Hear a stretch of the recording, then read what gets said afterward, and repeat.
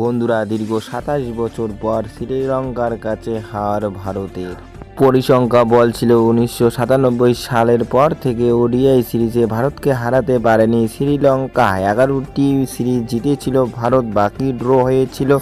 দীর্ঘ ২৭ বছর পর শ্রীলঙ্কার কাছে ওডিআই সিরিজ হার ভারতের। ভারতীয় দলের হেড কোচ হিসাবে সদ্য দায়িত্ব নিয়েছেন গৌতম গম্ভীর।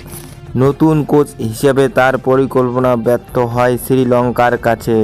0-৩ ব্যবধানে শ্রীলঙ্কাকে হারিয়েছিল ভারত, কিন্তু দীর্ঘ ২৭ বছর পর ওডিআই সিরিজে হার ভারতের। থার্ড ওডিআই ম্যাচ শ্রীলঙ্কা প্রথমে ব্যাট করতে এসে ২৪৯ রানের টার্গেট দেয় ভারতকে, কিন্তু শ্রীলঙ্কার দুর্দান্ত স্পিন বোলিং মাত্র ২৬ ওভার ১ বলে ভারতীয় ব্যাটসম্যানকে ডাগআউটে পাঠিয়ে দেয়। দীর্ঘ ২৭ বছর পর ১১০ রানে শ্রীলঙ্কা বিজয়ী হয়।